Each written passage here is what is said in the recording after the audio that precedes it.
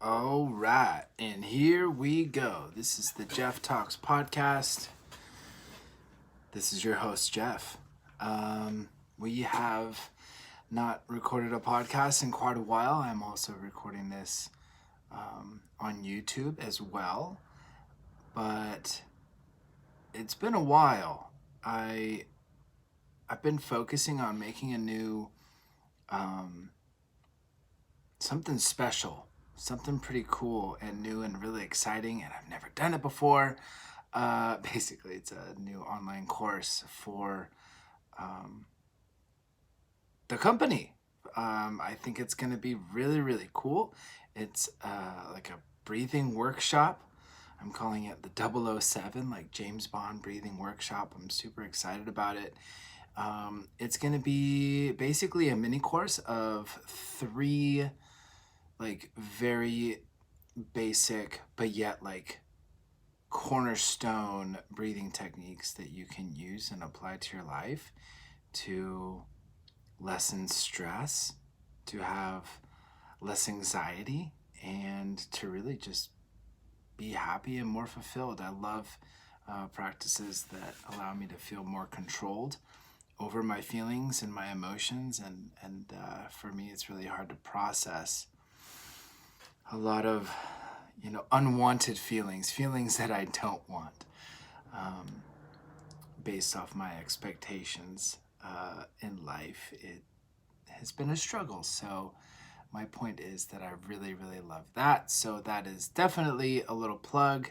I am going to be releasing that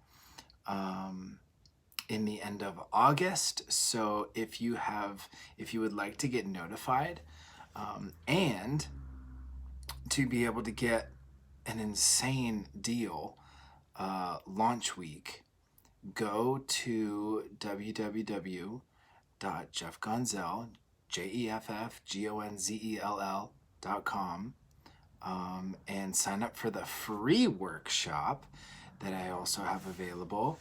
And then you will definitely, I'll let you know on launch week, and we'll be able to get you a good discount and all that good stuff. So today I wanted to talk about asking for help and how it is incredibly, incredibly important. And I also wanted to talk about accepting anger. And we might get into making ourselves available. Basically what I try to do whenever I record this podcast is I try to use specific topics or subjects of things that I have very recently experienced. I feel that it will be more authentic that way, and I will definitely be more passionate about it because I'll be able to kind of bring back those feelings and that emotion and then share it with y'all. So I want to start with anger because the last 2 days, yesterday and today, so basically this weekend, I, for the first time, have been really, really angry. And on a personal level, I'm not in the relationship that I was, a week ago. And so that's still really fresh, and that hurts. And I think, there's a bunch of different stages of grief, and I think I am just in the anger one, and I'm frustrated, and I want to blame, I want to blame others, but deep down I'm blaming myself, and that's the truth of it. So I'm like, anger comes up, or my ego comes up to try to protect that feeling of like vulnerability. But I think truly I'm really beating myself up because it's like, oh, I wish I could have or should have. I'm playing that game, in my head probably like a gazillion times a day right now. All day yesterday, all day today. And I've just been really irritable. I've been on edge. And when it really comes out is when I start driving.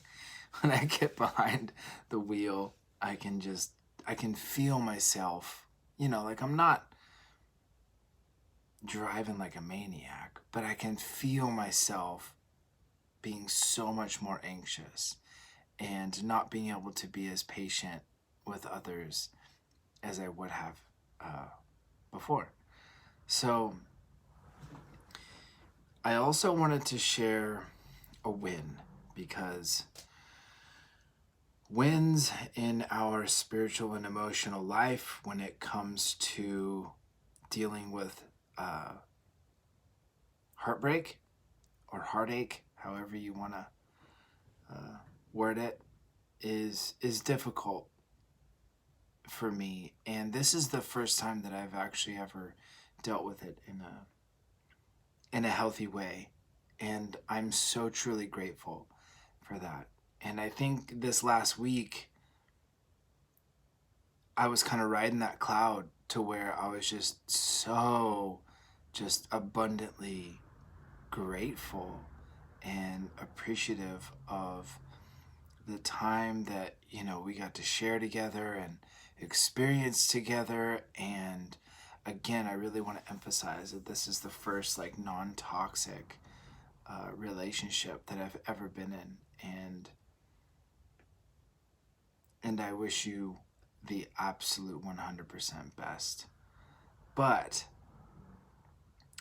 yesterday and today, I felt like I was on a mission to like fight. Like, not physically, like I didn't want to fight. I knew that's not going to do anything for me. And kind of like a funny joke, like where am I going to find someone to fight with COVID right now? Like nobody even wants to fight. No one wants to like socialize. Anyways, haha. So I knew I needed to work out, right? So yesterday I got these pretty cool cross rope, like weighted jump ropes. So I ended up jumping rope for like over 30 minutes yesterday, and it was awesome. So if you don't have those cross ropes, no, this is not an affiliate or anything like that. I just honestly love their little product. I think it's called Cross Ropes, weighted jump ropes. Check them out. So I think another like impulsive thing that I did, but I've always wanted to do, so I still need to process that a little bit. But I signed up to run a 50-mile race, not until May, so I have like 9 months. But nevertheless, I've never done a marathon or anything like that. I used to run a bunch when I was a little bit younger, but I actually stopped because my knee started to hurt. And I started jumping rope and doing, stuff like that, and it never bothered my knee. So today I went running for the first time in a very, very long time. And like my heart felt great. My breath felt great. My muscles felt good, but like my hips started to get a little tight, and my left knee on the outside where I injured it before, really, like I had to stop. So I ended up running for maybe about a half an hour, which was great, and I'm super stoked on it. But I had to stop because my knee, and I kind of got really discouraged. So I guess what I'm trying to say is all of these things that I use and apply to my life to deal with anger and frustration, I felt like, my expectation, to be completely honest, was I wanted to run for an hour today, but that didn't happen. So I ran for half that time, which is still good, but again, I didn't meet my own expectations and my own goals. So I'm having to establish like what my training method is going to be. And to be completely honest, I hate that. Like, I hate knowing exactly what's going to make me feel better, which is like physical exercise or whatever the heck it may be, and then it not working. That is so like infuriating to me. You know, and then like driving and finding a place that wasn't crowded, and then finally, you know, putting my shoes on, getting out there, getting moving, feeling warm, starting to get sweaty, feeling good, like getting in a groove, and then my knee starts acting up, you know, and I'm just like, dude, like actual physical pain. And I don't know if that was like something I manifested, like onto myself. It's kind of crappy, but nevertheless, it's been rough, family, and I really just wanted to take a moment to share with you that like we can, first of all, this is a recovery podcast, so we can remain sober after heartbreak or after an achy breaky heart. We can. And yes, I'm trying to be a little funny because it's maybe me like deflecting a little bit because I'm also hurting and I'm trying to lighten the mood, but nevertheless, we can remain sober. So the other thing that I also want to touch on is one of the first things that I did was I reached out. So right after it happened, the relationship ending and like everything was official, I reached out to multiple people that I love and respect, asking for love and support and kind of telling them briefly what was going on in my personal life and like asking people to hold me accountable. So that's a huge, huge thing. And they do teach that in 12-step programs. But I strongly believe in that. It was amazing to be able to talk to so many people. Or like my brother reached out to me on his lunch. My mom reached out to me. My dad reached out to me like daily. And I had other friends reaching out to me via text and phone calls. And even like my work environment. Like people were supporting me at work as well, you know, and it honestly, it blew me away that I would, in the past, I would wait so long to ask for help. Like I would rather die than ask for help, you know, because my ego was running the show. And to ask for help, that's weakness. You know, so now my vulnerability and understanding that like my vulnerability is courage. Me reaching out and letting everybody know where I'm at and what's going on, and that I do still want to be sober and I want to be happy, joyous, and free. And I want to be an example to the best of my ability. I want to lead with grace and equanimity. I must like be sober. So I need that accountability. So I definitely want to touch on that as well. And also say that I don't see it as being weak or vulnerable or anything like that at all. All right. So anger sucks, man. Like it sucks because I love it. And it feels so good, you know, the adrenaline and like even like in this like sick twisted way, like your anger and your ego can like mix together and then make you feel like you're right.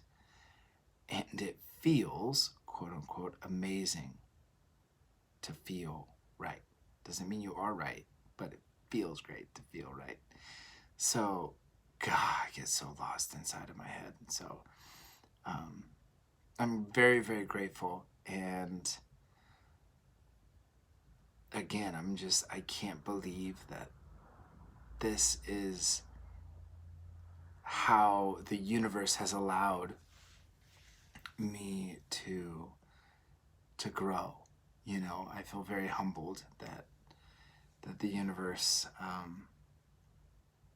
felt I could handle this. So again, I'm humbled, and I have learned so incredibly much, and I am still growing.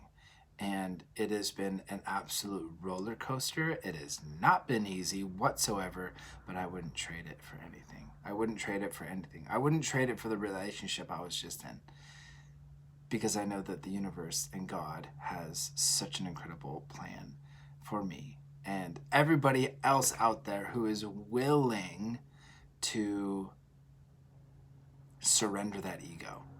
So, alrighty.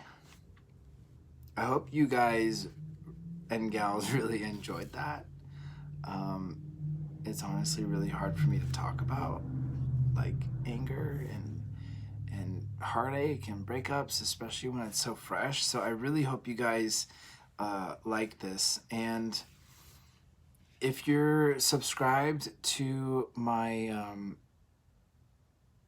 website, shoot me an email, that you like the podcast. Or if we're friends on Facebook, I'm on there basically daily.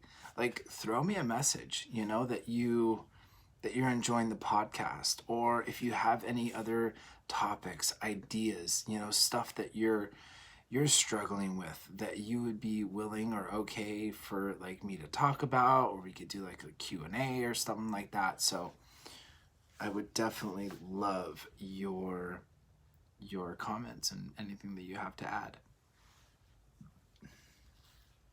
So the second thing we can I guess I already talked about asking for help. Let's talk about making ourselves available. So I had this buddy of mine just recently give me a call, and I've known him for a long, long time. And it's so funny that, like, literally now as I'm saying this, I think that's why I was in such a good mood last week, because I was really, like, into being of service, and I wasn't thinking about, like, my own stuff. So now that it's the weekend, I don't have work, like, there's just not many things going on, which is cool. I hung out with family and whatnot, but there's just less service work, if that makes any sense. So when I'm able to make myself available and be of service and give back, it takes me out of my own, like, selfishness, and it helps me to kind of add to somebody else's life and just listen and be available for somebody else. So I had my buddy call me. I didn't have him call me. He just called me, and he picked up, and I'm super, super stoked. So again, kind of like sharing wins. And I haven't heard from him since. But anyways, he called me saying that he was going to start taking certain steps to better his life.